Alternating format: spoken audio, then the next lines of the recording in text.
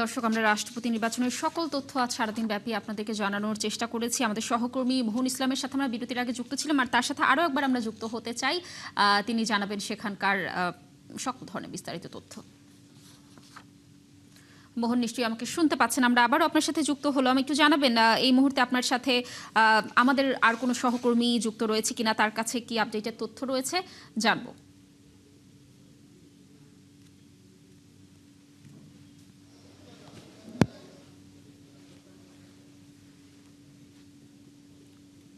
লাবণী, যেহেতু ভোট গ্রহণ শেষ হলো রাষ্ট্রপতি নির্বাচনের, ভোট গণনা তো শুরু হলো, আমরা দেখছিলাম। ফলে এই নির্বাচনে যে পুরো প্রস্তুতি থেকে শুরু করে নির্বাচনটা যে পরিচালনা করে সেটা তো নির্বাচন কমিশন করে থাকে। নির্বাচন কমিশনের বিটে যে আমাদের সহকর্মী কাজ করেন ফারজানা আক্তার, আমরা তাকে একটু সংযুক্ত করব, তার থেকে একটু জানবো। ফারজানা, খুব ছোট্ট করে জানতে চাই যে ভোট গণনা শুরু হলো, সে ভোট গণনার প্রক্রিয়াটা কিভাবে এগোবে এবং কখন নাগাদ আসলে রেজাল্ট দিবে এবং রেজাল্টটা কিভাবে পাবলিশ করা হবে, সে ঘোষণা কে দিবে, পুরো বিস্তারিত যদি আমাদেরকে একটু জানান। মোহন, ইতিমধ্যে কিন্তু নির্বাচন শেষ, অর্থাৎ ভোট গ্রহণ শেষ, এবং নির্বাচন কমিশন আমাদের যেমনটি জানিয়েছিল যে ভোট গ্রহণ শেষ হওয়ার সাথে সাথেই ভোট গণনা শুরু হবে। এবং এই ক্ষেত্রে প্রধান নির্বাচন কমিশনার, প্রধান নির্বাচনী কর্তা এবং তার অধীনে কিন্তু আরও 20 জন নির্বাচন কমিশনের কর্মকর্তা আছেন, তারা মূলত ভোট গণনা করবেন। এবং যেহেতু স্বচ্ছ ব্যালটে ভোট হয়েছে এবং এই ভোটে কিন্তু প্রধান নির্বাচনী কর্তা সহ যারা ভোট দিয়েছে তারা আসলে, এটা তো প্রকাশ্যেই ভোটটি হয়েছে, সবাই আসলে দেখতে পারবে যে কে কাকে ভোট দিয়েছেন। এবং ভিতরে হয়তো ভোট গণনা শুরু হয়ে গেছে, যেহেতু নির্বাচন কমিশন থেকে এমনটি বলা হয়েছিল যে ভোট গ্রহণ শেষে সাথে সাথে ভোট গণনা শুরু হবে। এবং এখানে ভোট গণনার শেষে যে ফলাফলটি প্রকাশ করবে এটি আসলে প্রাথমিক ফলাফল বা বেসরকারি ফলাফল। এবং এরপর আজকে রাত্রে নির্বাচন কমিশন থেকে একটি চূড়ান্ত গেজেট প্রকাশ করবে বা সরকারি ফলাফল ঘোষণা করবে। এবং নির্বাচন কমিশনার, প্রধান নির্বাচন কমিশনার বা সিসিএমএম নাসিরউদ্দিন আমাদের গতকাল যেমনটি বলেছিল যে এই যে ভোটে যে ফলাফল ঘোষণা করা হবে, এই ক্ষেত্রে আসলে প্রধান নির্বাচনী কর্তা যে ফলাফল ঘোষণা করবে সেটিই চূড়ান্ত, তার বাইরে যাওয়ার কিন্তু কোনো সুযোগ নেই। তো মোহন, ফলাফল যেহেতু এখন হয়তো আমরা ভেতরে আমাদের সহকর্মী শফিকুল হক আছেন, তিনি বলতে পারবেন যে আসলে ভোট গণনা শুরু হয়েছেন কিনা। আমরা ধারণা করছি যে ভোট গণনা এতক্ষণে হয়তো শুরু হয়ে গিয়েছে।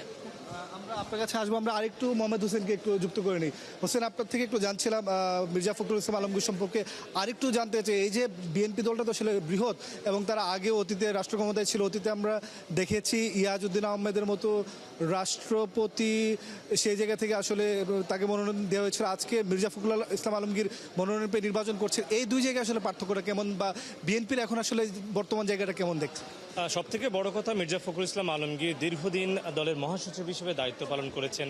তিনি 2011 সালে ভারপ্রাপ্ত মহাসচিব হিসেবে দায়িত্ব পালনের পর ষষ্ঠ কাউন্সিলে 2016 সালে তিনি দলের মহাসচিব হিসেবে দায়িত্ব নেন এবং শেষ পর্যন্ত আজকের দিন পর্যন্ত তিনি মহাসচিবের দায়িত্বে ছিলেন।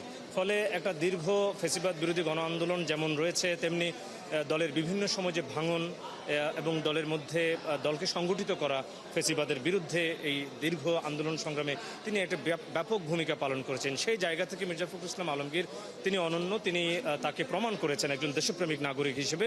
এবং দলের মধ্যেও তার যে রাষ্ট্রপতি পদে অধিষ্ঠিত হওয়ার বিষয়টি ব্যাপকভাবে ইতিবাচকভাবে নিয়েছেন দলের প্রতি। জানার বিষয় হচ্ছে একজন রাজনৈতিক ব্যক্তি এবং একজন অরাজনৈতিক ব্যক্তি, মানে আমরা তো অতীতে অনেক ব্যক্তিকে দেখেছি রাষ্ট্রপতি হতে, সেই জায়গায় আসলে রাষ্ট্রের জায়গায় কার কাছে প্রত্যাশাটা বেশি থাকবে বা কে আসলে বেশি কাজটা করতে পারবে বলে মনে হয়? নিঃসন্দেহে একজন রাজনীতিবিদ এই পদের জন্য যথেষ্ট উপযুক্ত। কারণ হচ্ছে, যখন দেশ সংকটকালীন মুহূর্তে পড়ে যায় বা দেশের যে সংকটকালীন মুহূর্তে একজন রাজনীতিবিদ, একজন রাষ্ট্রপতি হিসেবে একজন রাজনীতিবিদ যেভাবে সিদ্ধান্ত নিতে পারবেন, সেক্ষেত্রে রাজনীতিবিদের বাইরে অন্যান্য যে ডিসিপ্লিনগুলো থেকে আসে, রাষ্ট্রপতিরা ইতিপূর্বে নির্বাচিত হয়েছেন, তাদের ক্ষেত্রে একজন রাজনীতিবিদ নিঃসন্দেহে দক্ষতার সাথে প্রতিটি সিদ্ধান্ত গ্রহণের ক্ষেত্রে তিনি ভূমিকা রাখতে পারবেন।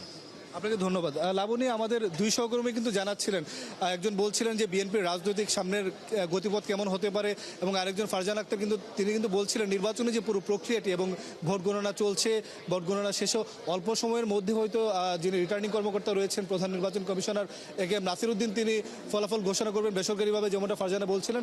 ফলে এবং এটা গেজেট আকারে প্রকাশ হলে আগামীকাল সন্ধ্যায় কিন্তু বঙ্গভবনে ভারপ্রাপ্ত স্পিকার কায়সার কামাল, যিনি নির্বাচিত রাষ্ট্রপতি হবেন, অর্থাৎ মির্জা ফখরুল ইসলাম আলমগীর যখন ঘোষিত হবেন, সেই জায়গায় তাকে শপথ পরিয়ে কিন্তু বঙ্গভবনের যে স্থায়ী বাসিন্দা সেই হিসাবে কিন্তু তাকে সেখানে পুরো প্রক্রিয়াটা সম্পন্ন করবেন। লাবণী, ধন্যবাদ মোহন আমাদের সাথে যুক্ত থাকার জন্য। দর্শক, রাষ্ট্রপতি নির্বাচনের সর্বশেষ তথ্য জানাচ্ছিলেন আমাদের সহকর্মী মোহন ইসলাম।